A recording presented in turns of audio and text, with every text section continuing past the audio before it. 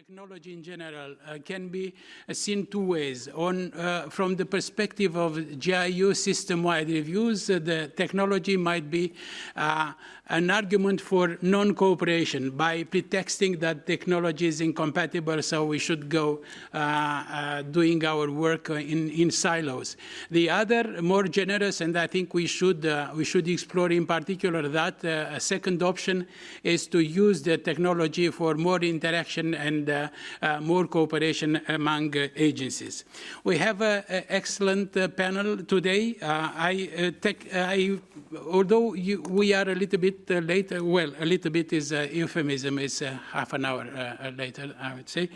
But we still have enough time, so we will have the first part of the debate till 3:30 p.m., and then we'll have a break for half an hour, and then we'll continue. In the first half, three panelists will take the floor, and then the other two panelists will continue after the break.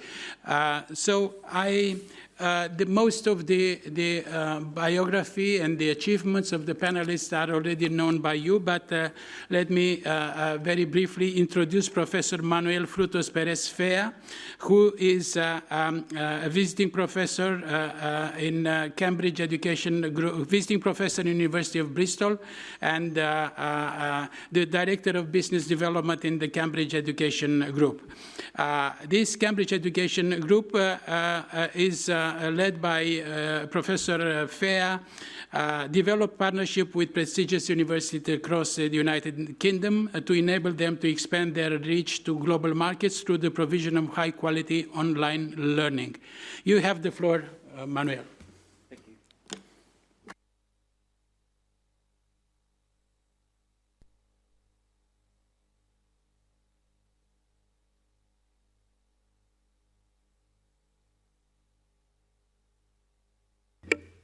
Thank you. Thank you for the very kind introduction, and good afternoon to everyone. It's great to be here. We've had such an excellent day already, hearing expertise on sustainable development from different parts of the world, which is great. I would like to thank Professor Alam for the fantastic organization of this event and for inviting me to speak here today. It's a real honor. My name is Manuel Frutos-Perez. I'm a professor in digital education, as you just heard, and I work for Cambridge Education Group here in the UK. My talk is about online learning, the best practice that has been developed over the last decade in the field, and also the great educational benefits it can bring if we follow that best practice.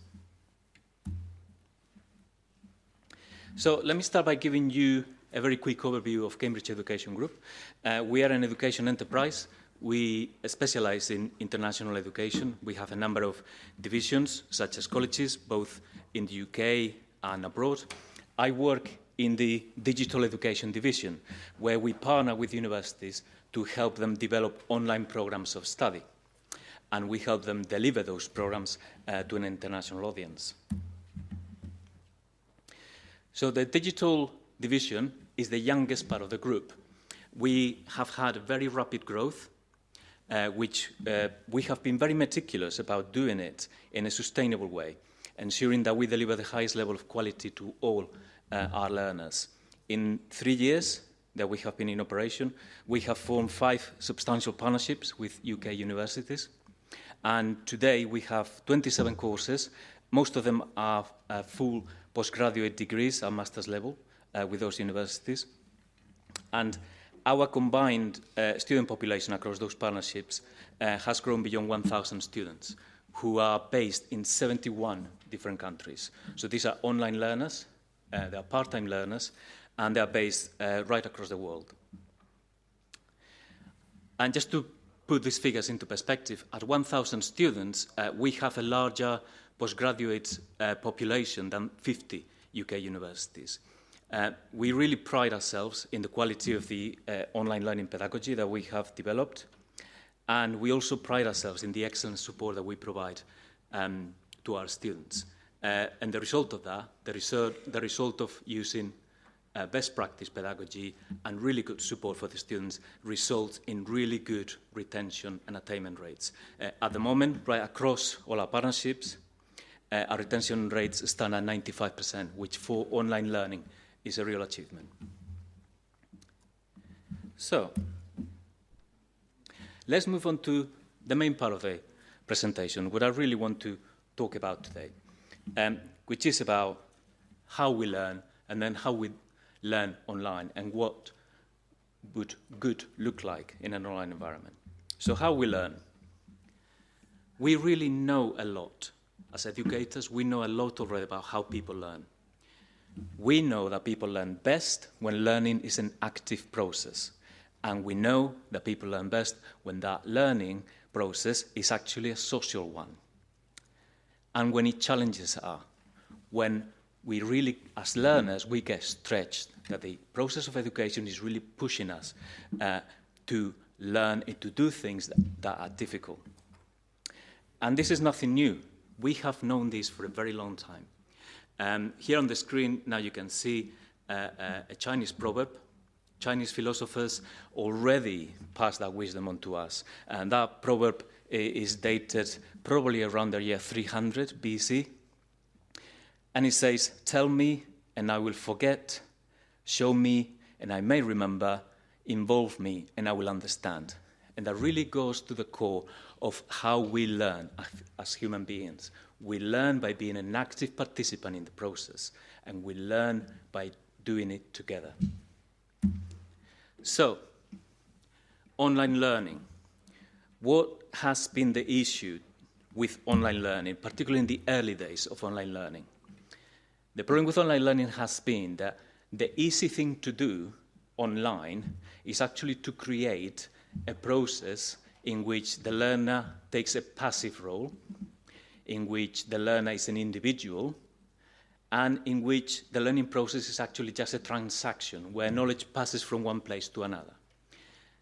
That is the easiest thing to do online, because if you have got your learning platform, you can put materials onto it, you can design learning materials, put them up there, deliver them to the learners. Now, the problem with that is that if you look at both concepts, how we know already that we learn best and how that traditional early days of online learning happened, the two things don't match up. If we are saying we learn best by being active, social, and by being challenged by the process, then the solution to that cannot be to produce a passive process that treats learners individually and that becomes sort of a transaction rather than a challenge. So, what are we doing? What are we actively doing in Cambridge Education Group to try to counter that, to try to deliver online learning in a best practice way? We have developed a pedagogic framework which follows best practice, which has been developed by eminent educators, both in the UK and abroad. And in this framework which we have developed, it guides the development of our programs of study to make sure that the learning experience we will provide when we design those programs, we want to make sure that the learning experience is going to be active, is going to be social, and is going to be challenging. And so how do you ensure that? The framework guides the design of all the activities that will form part of the course. And we always do an audit of that to make sure that the total of activities in a particular course, only 10% of that is dedicated to acquisition. Yes, you do need to present the theories to students, you need to pass them on to them, but that should only be a small part of the learning experience. We reckon that 10% is the correct amount. Then discussion. There should be a fair amount of discussion in the learning process. And we make sure, when we do that audit of all the activities we create, that at least 20% of all the activities involve discussion of different types and done in different ways with different technologies, but at the core of it is a discussion activity. And then the rest, 70%, is all about practice, production, and inquiry. This is what is really challenging our learners.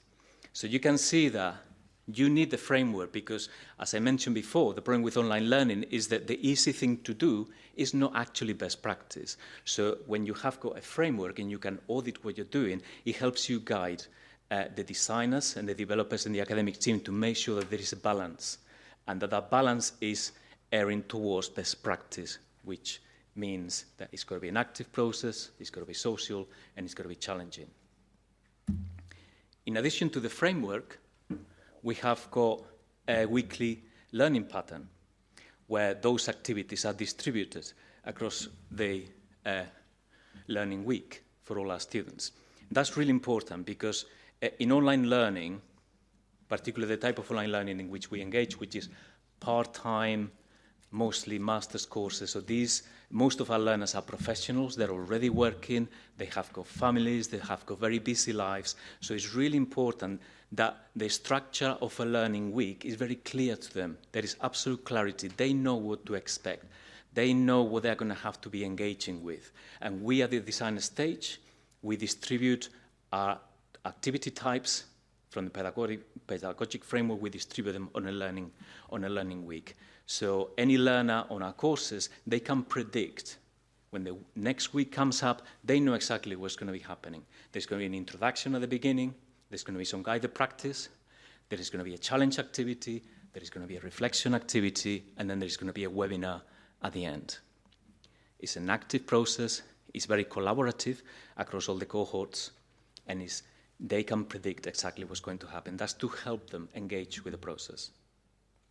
So those are the two core elements of how we design courses, following the pedagogic framework and following a weekly learning pattern for our students.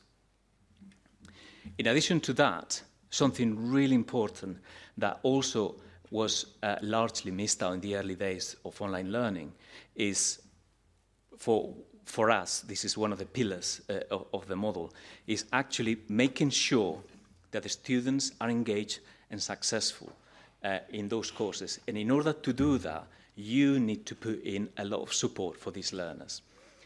Online learning doesn't require less support for students. It requires more. And that's a very common mistake when implemented online learning, particularly in the past. More and more institutions are realizing now this, but it's not widespread yet. Support is fundamental. If you want to achieve very high retention rates, if you want to achieve very high attainment rates, you do need to put a lot of support for these learners because they have got busy lives, they're working, they've got families, the study is not their main priority. So they do need a lot of support to be successful.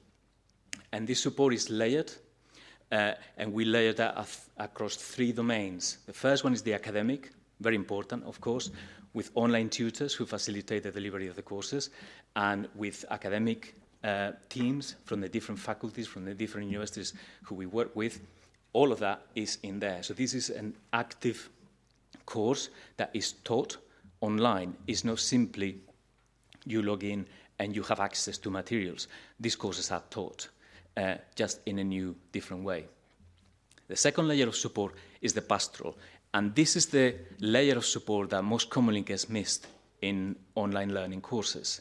When you think about a traditional university course on a campus, students who are attending a course on campus, they've got all sorts of pastoral support services available to them. Student services, career services, mental health and well-being services. All sorts of people who work on campus, and all of those people provide support to students. So when you put a course online, you need to make sure that all of those support structures are replicated. Obviously, they're not going to need help with transport, because there is no transport involved, but they will need help with financial matters, with mental health and well-being matters, with career support services. All of those, their needs are exactly the same as students who are on campus. So when you are implementing a high-quality online learning course online, you need to make sure that those support services are accessible by those students, just like they would do on campus. And the last layer of support, really important, the technical one, because obviously our campus is online. So students need to have reliable access to that campus, which is online. So providing technical support is very important. And as our students are spread across the world, that technical support ideally needs to be 24/7 so that we cover all the time zones. So, what does this form of active online education look like? The images you're going to see here are examples from a module from an MSc in Global Public Health that we have developed with Queen Mary University here in London. And what you can see now is a very clear interface with weekly structure that I mentioned before that provides to students immediate clarity. And also it gives them direct access to all the social and support areas that we make available for them. And also you can get an idea of the close and active relationship that the academic team running the modules builds with the students online. Just a reminder of my points, my previous points, this is active learning. This is learning where relationships are developed and students participate. They work in groups, they are challenged on a weekly basis to make sure that their critical abilities are developed to prepare them for the next stage in their career. These students, the vast majority of them, they're doing these courses because they want to further develop their careers. We need to make sure that they're actually doing that. We need to develop their critical thinking skills. We cannot develop criticality in students if we don't get them to work together on challenges. And here you can now have a look at a more dynamic look at what our courses look like. It's a very short video that explains how they work. When your studies with us commence, you'll have anytime, anywhere access to everything you need in your online learning environment. Course content, announcements, calendar, assignments, it's all here. The dashboard is the gateway to all your live course modules and your two community hubs, the Student Hub and the Course Hub. A week before your first module goes live, you'll get access to orientation material and activities in the Course Hub. This contains important information about how to approach your studies, so make sure you work your way through it as soon as you can. Fast forward 1 week. Okay, so it's Module 1, Day 1, and you now have access to your first week right here on the module homepage. Let's take a closer look. Each unit of content in your course has been carefully designed to give you the flexibility to fit your studies in and around the rest of your life, whilst also ensuring that you get the perfect balance of acquiring new knowledge through case studies, guest lectures, interviews or podcasts, reinforcing that knowledge in discussion activities and self-reflective exercises, and applying that knowledge to perform research tasks, build a portfolio, problem solve in real-world scenarios, or complete collaborative projects. Throughout your course, you will also master independent study and research skills that will serve you well when completing your assignments, planning your dissertation or final major project, and ultimately in any future professional or academic setting. But let's not get ahead of ourselves. We hope you found this preview useful and have enjoyed this little taster of what's to come, and we look forward to meeting you at the start of your course. Okay, I would like to finish this presentation with what I believe is our most important ingredient, the students. Our students are spread around the world. I mentioned at the beginning we cover over 71 different countries at the moment throughout all our student cohorts, and they take our courses on a part-time basis while they continue to work and they lead very busy lives. They often relocate countries while studying, and that quote from a student on the screen, I thought was a very interesting one, because this student moved jobs 3 different times while doing the course and had to move countries twice during the course. And if he had been in a traditional education establishment, he would have had to abandon the course halfway through in order to take his next career stage. And because he had access to this flexible way of education, he didn't have to, and he completed successfully. The diversity of our student body brings an amazing richness to the online classrooms. And furthermore, I think the fact that the students are not physically based in a common geography creates additional learning opportunities for all the students in the cohort. This is not a monodirectional education. It is an education that brings the experiences of all the students into the learning process. They bring their cultural capital into those courses. And as they discuss the theories and we present the theories and we give them challenges, each of those students that are based in different countries, they contextualize those activities. They take those theories in and they put them into the context in which they operate. And that's incredibly valuable to all the other students because they can see how the same concept, the same theory is put into practice in different ways in different countries, depending on the context in which they operate. That's incredibly valuable to the students, and it creates a really rich learning experience. So in some respects, this online learning education that we are aiming to provide to these students, not only it matches the quality they would get on campus, in some aspects is actually improving on that quality by giving them access to a richer learning experience because they're spread around the world and they can share those experiences together. So that's everything from me. Thank you so much for your attention. You can find further information about our work, our university partners, the courses that we run, on those details you have on the screen. More than happy for you to contact me by email if you have got any questions. And thank you for having me here today.